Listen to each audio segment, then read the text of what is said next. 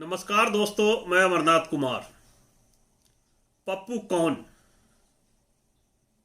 कौन है पप्पू? अब तो समझ में आ गया होगा आप लोगों को कि पप्पू कौन है। आप लोग जिसे पप्पू समझ रहे थे या जिसे जानबूझकर पप्पू बनाना चाह रहे थे, वो तो पप्पू नहीं है।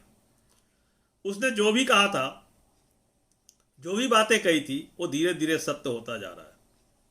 शुरू से ही, चाहे किसान के लिए बोला हो, चाहे गरीब जनता के लिए बोला हो, रोजगार के लिए बोला हो, कोविड के लिए बोला हो, या निजीकरण के खिलाफ बोला हो, उन्होंने जो भी बातें कही थी वो सारे सत्य होता गया।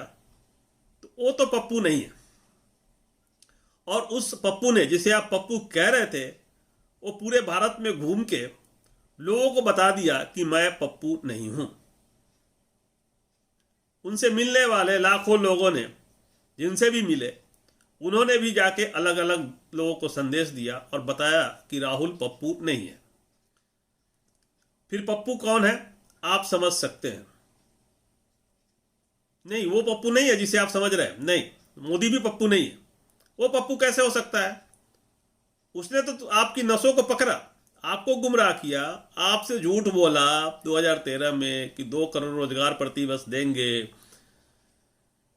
काला धन आएगा, पेट्रोल 35 रुपए लीटर देंगे, चाइना को लाल आंख दिखाएंगे, पाकिस्तान को लाल आंख दिखाएंगे, देश में खुशहाली आएगा, पता नहीं कैसे कैसे नारे दिए और आपको गुमराह किया। कुर्सी पर बैठ गया, किया क्या? कुछ नहीं। तो वो तो चालाक हुआ ना। पप्पू कहाँ हुआ? जिसने आप धोखे से आपका वोट लेकर आपके अधिकारों को ही खत्म कर दिया, आपको रोजगार नहीं दिया, तो वो भी पप्पू नहीं है। और राहुल भी पप्पू नहीं है। तो पप्पू है कौन? देश के 85% जनता पप्पू नहीं है। वो अलग अलग टुकड़ों में बटे हुए हैं। वो भी पप्पू नहीं है। वो भी होशियार है, समझदार है, लेकिन वोट अलग अलग देते हैं, बट के देते हैं, जिसके कारण उनका नुकसान होता है। असली पप्पू वो अंधभक्त है जिनका सहारा लेकर मोदी देश को गुमराह किया। देश की वो 15% आबादी जो रात दिन मोदी मोदी का नाम लेते हैं, वो असली पप्पू। जो लोग राहुल को पप्पू कहते थे, वो वास्तव में पप्पू है, क्योंकि उन्हें पप्पू बना दिया गया। उन्हें मोदी ने पप्पू बनाया, उन्हें आरएसएस ने पप्पू बनाया, उनको गुमराह किया, वोट लिया और कुछ भी नहीं दिया। महंगाई चरम पे है। आटा का दाम देख लीजिए, तेल का दाम देख लीजिए, पेट्रोल का दाम देख लीजिए, और चाहे किसी भी चीज का दाम देख लीजिए, आसमान छू रहा है। देश के 80 करोड़ आबादी मुफ्त के राशन पर जी रही है। क्यों जीने की जरूरत थी? जनता है, उनको मुफ्त की राशन क्यों चाहिए? वो मेहनत करते, उनको नौकरी मिलती, वो पैसा मिलता, उनके बच्चे भी बड़े अच्छे अच्छे स्कूलों में पढ़ते, डॉक्टर बनते, इंजीनियर बनते, हवाई जहाज में घूमते। वो तो नहीं हुआ। छाती पीटा जा रहा है कि अब 80 करोड़ आबादी को मुफ्त में राशन दे रहे हैं। क्या तुम अपने घर से दे रहे हो? किसके पैसे से दे रहे हो? मिडिल क्लास के पैसे से। आप जो भी खरीदारी करते हैं उसमें टैक्स लगता है।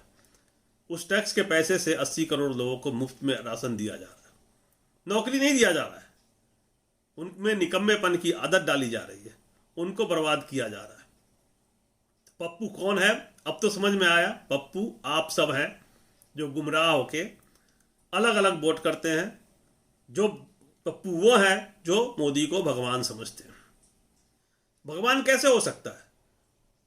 एक धूर्त आदमी देश की सारी संपत्तियों को अपने मित्र के हवाले कर दिया, उसको आगे बढ़ाने के लिए देश को बर्बाद कर दिया, तहस नहस कर दिया, एक मुर्गे की तरह उसके पंख नोच नोच के फेंक दिया, फिर उसको भी तंदूरी में झोंक के पका के खा गया, बर्बाद कर दिया।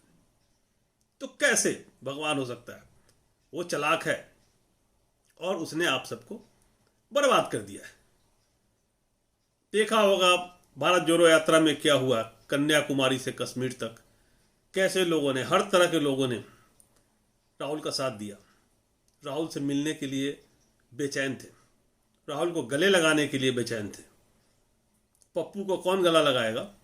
क्यों बेचैन होगा मिलने के लिए?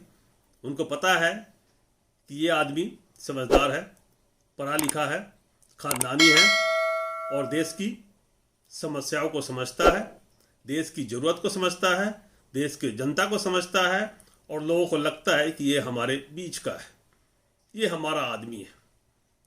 राहुल जी ने कहा था कि मैंने उस राहुल को मार दिया। मतलब क्या था? उस राहुल को मार दिया जो राहुल की पप्पू वाली छवि थी, जिसे आप पप्पू कह रहे थे, उन्होंने किल कर दिया। अब कोई पप्पू नहीं बोल सकता। कैसे बोलेंगे पप्पू? देश के लाखों दिलों पर राज करने वाला, युवाओं के दिलों पर राज करने वाला, हर उम्र के राज करने वाला पप्पू कैसे हो सकता? अभी भी समय है, आप सब अपनी आंखें खोलो, सोच समझ के इस देश को बचा लो। जब देश ही नहीं रहेगा तो तुम सब कहाँ रहोगे? गूगल ने लोगों को निकाल रहे हैं, भारत के कितने हजार लोगों को निकाला होगा, माइक्रोसॉफ्ट लोगों को निकाल रहा है, विदेशों में नौकरी नहीं है, हटाया जा रहा है। और सबसे पहले छटनी बाहर वालों को होता है, देश से बाहर वालों को। अपने देश के लोगों को बाद में नंबर आता है।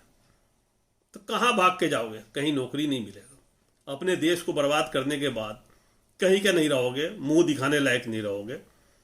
मैं तुम सबको कह रहा हूँ और उनको भी कह रहा हूँ, पेंशन पर पलने वाले अंकल को, जो अंकिल लोग पार्क में बैठ कर और सुबह शाम व्हाट्सएप पे दुष्प्रचार करते हैं, लोगों को बताते हैं और मोदी का गुणगान करते हैं, उनको कहना चाहता हूँ कि आपके बच्चे बाहर हैं, आपने अपनी ज़िंदगी जी लिया है,